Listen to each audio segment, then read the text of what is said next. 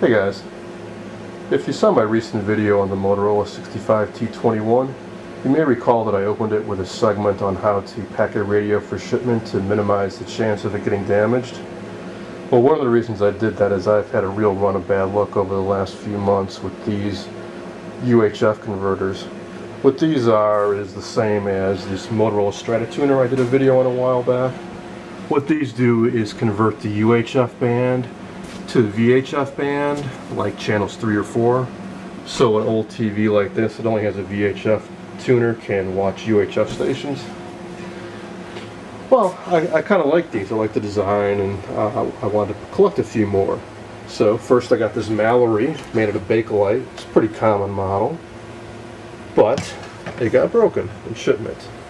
Crack along the side, crack along the top. Next up, I got this RCA U70, which is a really well engineered device. But this too got damaged. The heavy chassis inside slopped around in shipment and broke apart the cabinet. So it's broken apart here, a bunch of pieces broke off. And finally, I got one made out of metal. Now the metal cabinet survived just fine, but the glass dial shattered in shipment. I can repair all of these to some extent. This can be super glued back together, but obviously it's going to be pretty noticeably cracked. This guy, I'll try to glue and clamp back as best I can. This guy, I suppose I can glue that, but the crack's always going to be noticeable unless I go ahead and paint this, which I'm not crazy about doing, because I think Bakelite that was originally bare, it's nice to keep it that way if at all possible. Now luckily these were all less than 10 bucks a piece, so I'm not really too torn up about it, but kind of depressing when you receive item after item and they're all broken in shipment. The reason I've been talking about stuff getting broken in shipping is because I've been worried about this box. What's in here is a bit of a gamble on my part, both that it arrives in one piece and that it will actually work for what I intend to use it for.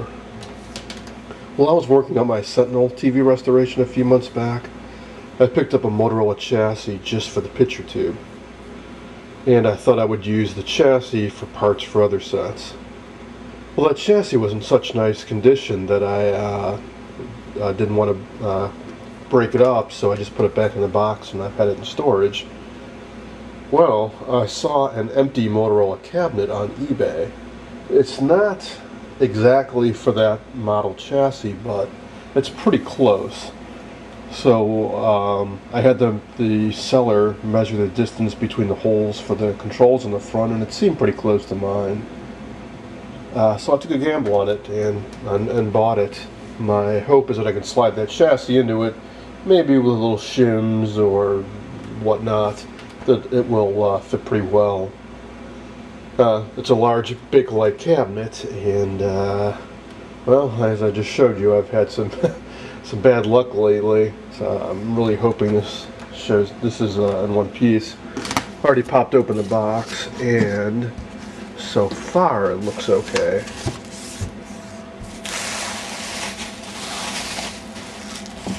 So here's the front. Glass is in one piece. The front of the cabinet's in one piece. Nice and Motorola logo here. So looks like he included the bezel back there. What's weird to me when I saw this is that the chassis I have is for a 16-inch set, which is the first of the rectangular picture tubes that were soon to dominate and take over the TV industry. Well, those early picture tubes were very rectangular and almost pretty flat, whereas within a year or two they were replaced by 17-inch picture tubes that were more curved, because I guess it was cheaper to make them that way. And that's what this supposedly is, the 17-inch more rounded tube. But this opening looks an awful lot like that 16-inch tube that's very flat and squared off. And that's what got me intrigued that this might actually work with the chassis I have. So I'm going to slide it out and see if that's the case. Amazingly, this cabinet did actually survive the journey. The seller did use double boxes. The only problem was he didn't put any packing between the two boxes. But hey, maybe the post office actually paid attention to the fragile handle with care labels that are all over this box. So what I've got here is a large Motorola Bakelite cabinet, speaker grill on the side. This should clean up really nice. I also got what appears to be a screen for the speaker. I'm going to go on the side here, and a few knobs. I have no idea if these are correct for this set or not, but I suspect that these two outer knobs are. I'm not sure about this one inner knob. I would have thought there'd be a Motorola logo on it. I'll dig through the packaging to see if there's another one, but so far I just have the one inner knob. I'm sure though if I go online and ask around I can find a matching one for this knob. So now I'm going to go dig out the old chassis and see if it actually fits in this.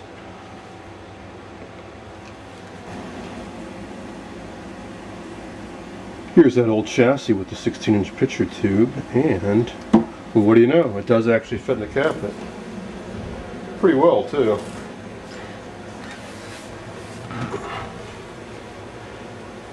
Only minor issue is the screen bezel, which I expected. You can see how these old first generation rectangular tubes were very flat. So there's a bit of separation here for this mask for the slightly later, more rounded tubes. But I think if I take out that bezel and use the one that actually came with this chassis, that might look a bit better. But regardless, good fit. The controls do line up nicely with those holes, and the knobs do actually fit on. So this is looking very, very promising. The guy who had, I should say the guy I got this chassis from, was a radio restorer, and this was his first attempt at a TV. It looked like he did a really, really nice job. Beautiful new capacitors. It's all been recapped underneath. But he said he could never get it to work. I have never tried to power this chassis up, so I have no idea what the problems might be. I pulled some of the tubes out to use for other sets, but I can dig up spares.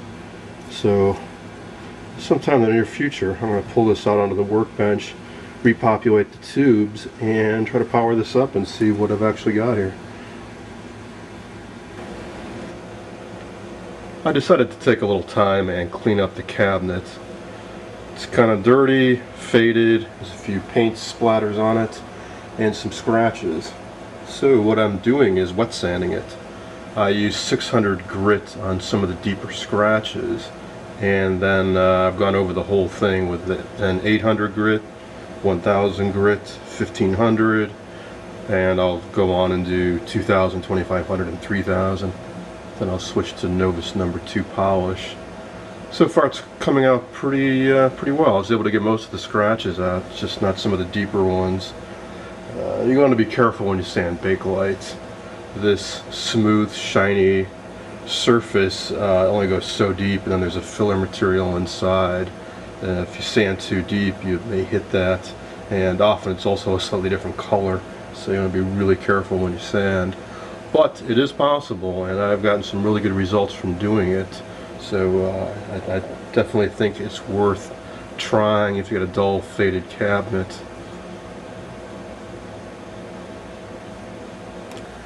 Here's one of the sides to give you some idea of what the original surface looked like when I got it. And here's some scratches here. These I'll be able to get out, they're not so deep.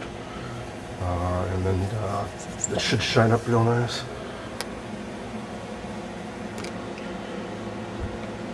I finished sanding the top, and it's nice and smooth now, but Looks pretty dull and faded, right? Well, next step will take care of that. What I'm doing is buffing it out with Novus number 2, the single most useful product I've found for both Bakelite and plastic. Basically it's a fine abrasive paste. So I applied some in an area here, and as you can see when I wipe it off, or I should say kind of buff it out, that it looks considerably better. So I'll go over it a couple times with this stuff, and then finally some Simichrome metal polish, and this should look really, really good. I finished buffing the cabinet with Novus number 2, and then I buffed it with Simichrome metal polish, and here's the final results. Came out quite nicely, I think. Heck of a lot better than it was. Only a few of the deepest nicks and dings are still visible. I'm going to try a little brown shoe polish, or maybe brown wood stain to darken those specks up a little bit. Another bit of good news. I was working with the chassis a little bit in the picture tube to see how I could best fit this in here, and amazingly 2 of the mounting screws actually line up with the original mounting bolt in the Bakelite, one here and one on the other side. I know that the one up front on this side won't line up because it's a cutout for the tuner, but if the one on this side lines up, I think that'll be sufficient to hold this chassis firmly in place. If not, I may have to drill a couple holes. There's actually another one here, but another screw mounting post on the chassis, but there's no hole in the Bakelite for that. I'm not crazy about trying to drill in the Bakelite, so I'm worried about cracking it, so I really hope that that 3rd hole lines up front so I don't have to bother.